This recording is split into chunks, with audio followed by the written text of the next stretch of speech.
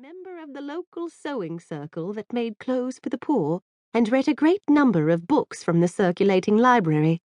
Recently, her father's behavior had made her begin to feel uneasy.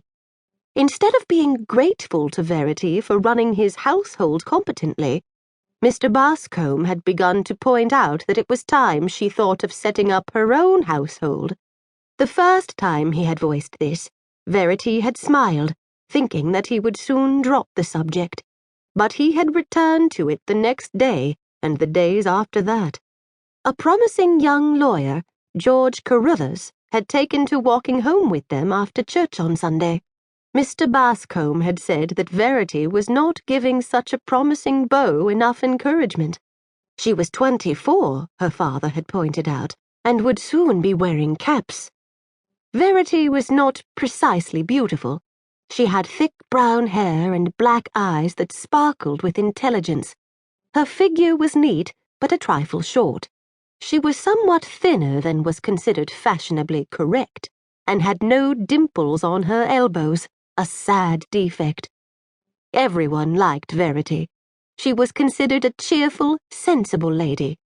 But no one knew of the passionate romantic that lurked inside Verity, the romantic who had turned down those proposals of marriage. Perhaps George Carruthers was her last hope. He was all that was suitable. He belonged to the professional middle class, his legs were passable, and his skin, if a trifle sallow, was at least unmarked. He had a great deal of good sense, and no one knew that Verity was heartily tired of good sense, sound values, and a lack of humour. But she privately thought that if she could depress Mr. Carruthers' hopes, then her father would become resigned to the idea of a spinster daughter. The only reason for marriage that Verity could see was to gain a comfortable home and independence, and she had both of those in her father's household. The arrival of Charlotte's letter only caused a small ruffle in the tranquil pool of her life. Verity thought of the spoiled seminary brat that had been Charlotte, put the letter aside so that she could send a refusal later in the day, and continue to eat her breakfast. Mr. Bascombe looked at the discarded letter with a certain amount of irritation.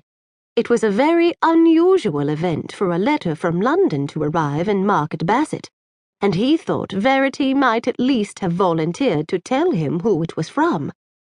"Verity," he said sharply, "I remark you have received a letter from London." "Yes, Papa." "From whom?" "No one of importance," Verity said placidly. "A girl who was at the seminary in Bath the same time as I has written to ask me to visit her in London." "Where in London?" "Berkeley Square." "Berkeley Square? That is the best address in England. Who is she?"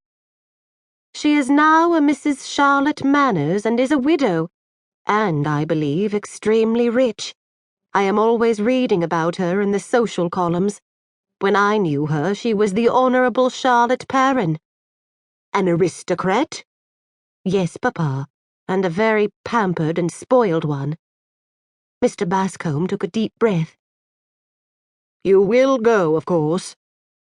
"No," said Verity, surprised. "I was not a particular friend of Charlotte's. Besides, the idea of staying for any length of time with some stranger is fatiguing." "I have made up my mind. You are to go," said Mr. Bascombe. "I have long wished to travel to Edinburgh to stay with an old friend. This is my opportunity. I shall go when you go to London." "But—" "I said you will go," shouted Mr. Bascombe. "I had ambitions for you when I sent you to that expensive seminary in Bath. I thought you would make useful friends. But I've watched you turn down invitation after invitation.